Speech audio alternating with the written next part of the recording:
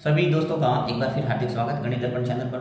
देखिए आज का जो हमारा टॉपिक है वो है वर्गमूल, और वर्गमूल निकालने की यहाँ हम बात करेंगे बार बार घटाने की विधि का। वर्गमूल निकालने की मैंने आपको इससे पहले अभाज्य गुणनखंड विधि और भाग विधि के बारे में बता दिया है। वर्गमूल निकालने की जो बार बार घटाने की विधि है वो छोटी संख्याओं के लिए उपयुक्त है। तो यहाँ मैं एक छोटी संख्या लेके ही आपको समझा देता हूँ।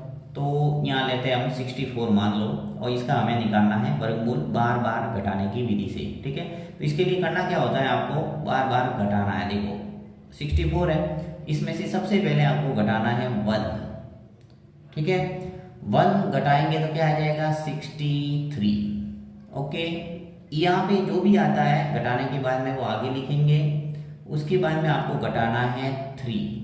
अब देखिए मैंने 2 नहीं घटाया है, तो इसके अंदर रूल जो ये है कि आपको विषम संख्या ही घटाते जाना है। ओके, यानी जो भी रिजल्ट आएगा घटाने के बाद में उसमें नेक्स्ट विषम संख्या है वो घटाते रहेंगे। देखिए कैसे, 63 में से 3 लेस हो गया, क्या आ गया 60।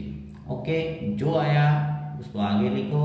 अब 1 के बाद में कौन सी संख्या विषम संख्या आती है 3, 3 के बाद में कौन सी आएगी 5। यानी कंटिन्यू क्रमागत आपको विषम संख्या घटाना है। और सम और विषम आपको अच्छे ढंग से पता ही होगा। सम और विषम क्या होता है, देखिए सम का मतलब होता है ऐसी संख्या जिसके अंदर 2 का भाग पूरा पूरा जाता है, और ऐसी संख्या जिसके अंदर 2 का भाग पूरा पूरा नहीं जाता है उसे कहेंगे विषम संख्या।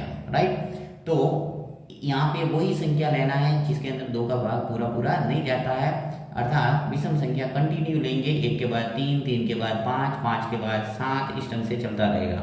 तो देखिए 60 में से 5 गया, क्या बचा 55। यहाँ पे जो आया वो आगे लिख लो 55। 55 में से क्या घटाएंगे 7, क्योंकि यहाँ पे 5 के बाद में 6 आता है, और 6 क्या है सम संख्या है, वो आपको घटाना नहीं है। तो कौन सी घटाएंगे विषम संख्या को। तो 55 में से 7 गया, क्या बचा, यहाँ पे आ गया हमारा 48। 48 आ गए, 48 में से वापस आप घटाओ, कितना घटाना है आपको 7 के बाद में सीधी विषम संख्या कौन सी है 9, तो आ जाएगा 39। राइट, जो भी रिजल्ट आया उसको आगे लिखो। 39 में से आपको क्या घटाना है, सीधा घटाएंगे हम 11, तो आ जाएगा हमारे कितना 2 और 8 यानी 28। अब जैसे नेक्स्ट संख्या आ गई 28, आगे लिखूंगा मैं 28, और 28 में से घटाऊंगा नेक्स्ट विषम संख्या 11 के बाद में क्या आता है 12, एक सम संख्या है 13। ठीक है, 13 घटाएंगे तो क्या आ जाएगा हमारे 15।